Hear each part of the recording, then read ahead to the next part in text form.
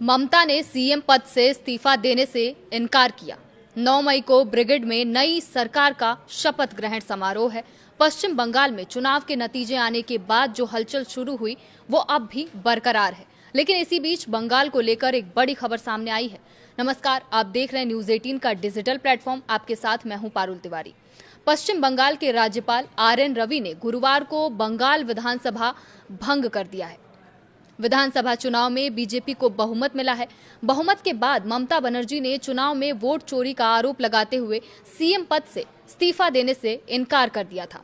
इसके मद्देनजर 2026 के चुनाव प्रक्रिया के पूरा होने के बाद पश्चिम बंगाल के मौजूदा गवर्नर आरएन रवि ने एक बड़ा कदम उठाया है। विधानसभा भंग कर दिए जाने के बाद ममता बनर्जी अब स्वाभाविक रूप से राज्य की मुख्यमंत्री नहीं रही।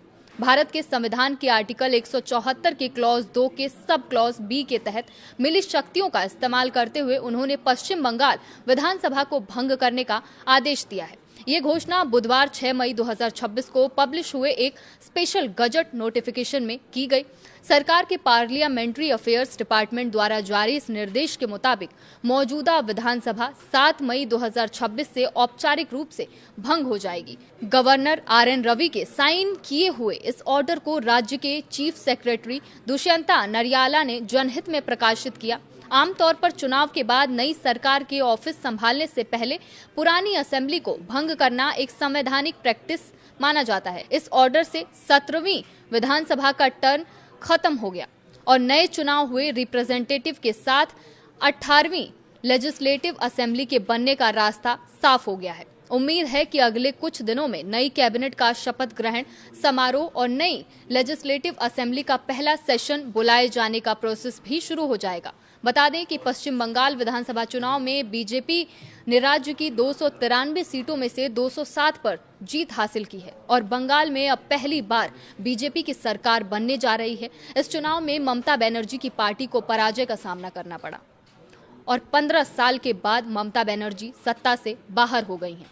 चुनाव के बाद ममता बनर्जी ने करीब 100 सीटों पर वोट चोरी का आरोप लगाया था और कहा था कि वो हारी नहीं है बल्कि उन्हें जबरन हटाया गया है। इसके साथ ही उन्होंने सीएम पद से इस्तीफा देने से भी इनकार कर दिया था। सीएम पद से इस्तीफा देने के इनकार के बाद राज्यपाल की ओर से ही विधानसभा भंग करने का निर्णय लिया गया है। इससे सीएम के रूप में खुद ममता बनर्जी का कार्यकाल खत्म हो गया है। तो वहीं दूसरी ओर बीजेपी ने नई सरकार गठन करने की प्रक्रिया को शुरू कर दिया है। केंद्रीय गृह मंत्री अमित शाह गुरुवार की रात को कोलकाता पहुंचे।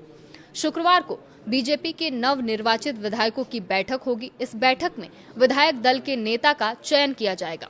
उसके बाद 9 मई को कोलकाता के ब्रिगेड मैदान में नए सीएम शपथ लेंगे। नई सरकार का शपथ ग्रहण समारोह रविंद्र जयंती पर ब्रिगेड में होगा।